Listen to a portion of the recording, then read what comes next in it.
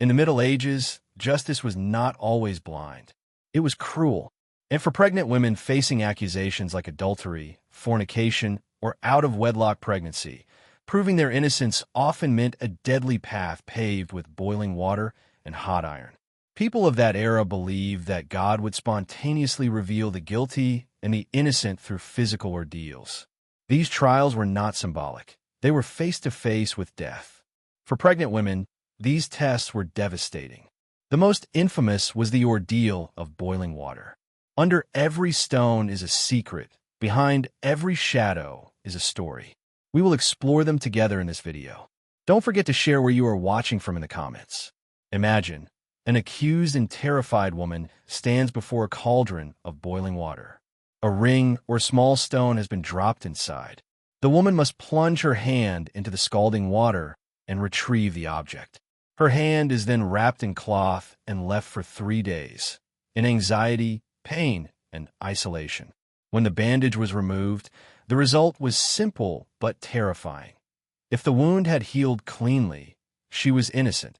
If it was red, inflamed, or blistered, she was guilty. No jury, no witnesses, only the will of God and the woman's body delivered the verdict. For pregnant women, the consequences were even more severe. The trauma of the burn and poor nutrition often led to miscarriage or fatal infections. And the torture did not end there. In some regions, women were subjected to the ordeal of hot iron. The woman had to carry a white-hot iron rod, glowing from the flames, and walk a certain distance. Her hands, burned and blistered, would be bandaged and observed, just as in the boiling water ordeal. If she miraculously healed, she was acquitted. Otherwise, beatings, imprisonment, or harsher penalties followed. This test risked the lives of both the pregnant woman and the child in her womb. In the Middle Ages, the honor of a family or society was considered more important than the life of a woman, or even an unborn child. Mercy was rarely an issue. Everything was built on control and obedience. The church was silent. Silence, in effect, meant approval. Another form of punishment was public branding. A pregnant and trembling woman would be tied to a stake in the village square. The public watched silently. No one helped, no one spoke. An executioner would take a hot iron and touch it to the woman's face or forehead.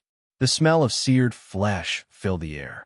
Thus, the woman was publicly branded as guilty of adultery. This mark would remain for life. This was not a nightmare. It was a real, legal practice sanctioned by the church and the state. In medieval France, especially in Normandy and Brittany, customary law recorded branding for adultery as an acceptable punishment, particularly if the woman was pregnant out of wedlock.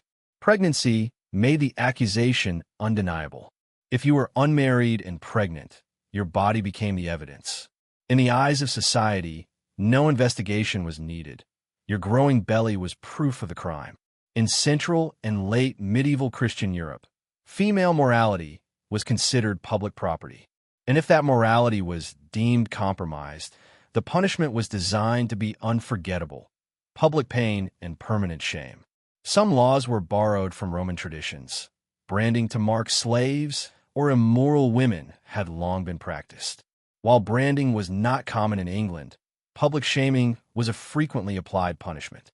Church courts, particularly in cities like York and London, judged women accused of adultery and applied the penalty publicly within the community. Imagine, a woman walks barefoot through her neighborhood, loudly confessing her sin. She is dressed in a white sheet, a rope around her neck, her voice trembling, and her eyes cast down. No eye missed her, no ear failed to hear.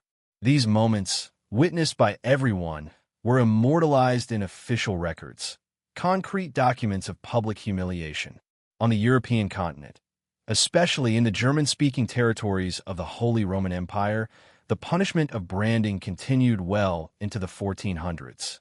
This was not a village superstition. It was legal, justified, and reasoned. Even theologians defended the practice. The Christian thinker Thomas Aquinas wrote in his Summa Theologica that bodily sins were shameful because they subjected the most noble part of the soul, reason, to the service of bodily desires. Pleasure was temporary, but spiritual damage was permanent.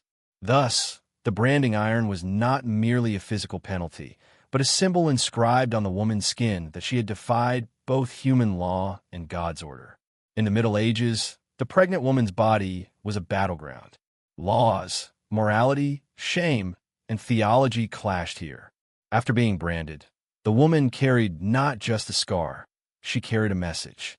Morality was not just written in books or taught through sermons. It was etched into flesh and skin.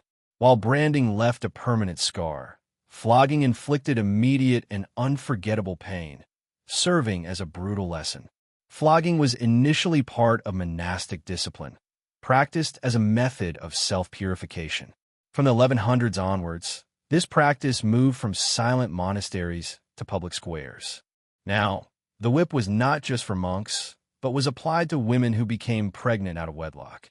These women were seen not as expectant mothers, but as threats to the Christian social order. When the pregnancy was visible, evidence was not needed. No trial, no court, just punishment. In medieval England, the records of the York Church courts show this. An unmarried pregnant woman could be condemned to walk barefoot through the town streets, loudly confessing her sin. She might carry a candle or a sign stating her crime. She could even be whipped while she walked. The punishments were always public, humiliating, and applied to teach the community a lesson. The church claimed this was the punishment of the body to save the soul. According to Cardinal Peter Damian in the 12th century, bodily pain was not just a punishment, but a gift that cleansed the soul of its sins. He wrote texts supporting flogging. For him, every strike echoed the suffering Jesus endured before the cross. To save the woman's soul, her body had to be broken. If she was pregnant, this did not change the situation. On the contrary, it made the punishment more necessary, because the sin was now growing within her. This is what made the penalty even more cruel. A pregnant woman was not just guilty, but doubly guilty. Her body had already violated moral expectations. The child inside was also considered part of that violation. The woman was punished not only for adultery, but for carrying the evidence of that sin. No mercy, no nuance, just discipline with a whip. In every strike, the belief was hidden that the pain restored order and expelled sin. But in reality, it was about maintaining control over women, sexuality, and the boundaries of shame. Sometimes the punishment was silent, cold, and eternal. A different judgment was applied in stone convents and nunneries. Pregnant women, especially nuns who had broken their vows or unmarried daughters of wealthy families, were confined to monastic cells not to pray or recover, but to be erased. By the 12th century, monasteries in Western Europe were not just holy places of prayer. They were also prisons that harbored the silent shadows of punishment. When a woman became pregnant out of wedlock, her family could send her to a convent under the pretext of a religious education. But the truth was to hide the scandal, to keep the shame out of sight. There was no official court, no judge, only stone walls and heavy doors. The woman would be locked in her cell, condemned to silence for months, sometimes for life. Food was given sparingly. All contact with the outside world was cut off. This was not mercy, but social erasure. If nuns broke their vows, such as the sacred vow of chastity, the punishment was even harsher. A pregnant nun brought shame not only to her own monastery, but to the entire church. Some were imprisoned within their own convent walls. Others were kept in isolation for life. Communion or seeing their family was impossible. And most had no power in the relationships that led to their pregnancy. But this did not affect the punishment. The result was what mattered, not consent. This practice was not limited to religious women. In Flanders, northern France, and parts of the Holy Roman Empire, unmarried women from merchant or noble families were also sent to monastic confinement until birth. The purpose was not protection, but the preservation of reputation. It ensured that the scandal did not spill into the streets after the baby was born. The woman would either return and quietly blend into society or be forgotten behind the convent walls. Church authorities often presented this isolation as mercy. They gave the impression of protecting women from public shame, of keeping them out of sight. But in reality, the issue was control. Control over women's bodies, the gaze of society, and the entire narrative. Behind every door of these monasteries was a silent story. No court, no defense, no second chance. Just the cold command of the village priest or local council. Go and do not return. In the Middle Ages, for pregnant women without a husband, dowry, or powerful family, exile was not an option, but a policy. Visible pregnancy was enough to trigger banishment. In late medieval Europe, especially in small villages, the Christian moral order was intertwined with community identity. An unmarried pregnant woman was not just violating a religious rule. She was disrupting the village order. She became a symbol of sin, seen as a threat to the community's reputation. In these places, a woman's shame was the shame of the entire community. Court records in areas like Norfolk and Suffolk in medieval England meticulously recorded such social exclusions. An unmarried pregnant woman could be fined, forced to perform public penance, or banished from the parish. If she resisted, she faced beating, public flogging, or excommunication. No home, no protection, no justice. Just a punishment administered by people who were once her neighbors, friends, or family. Exile was not just being moved away from a village. It meant being completely negated.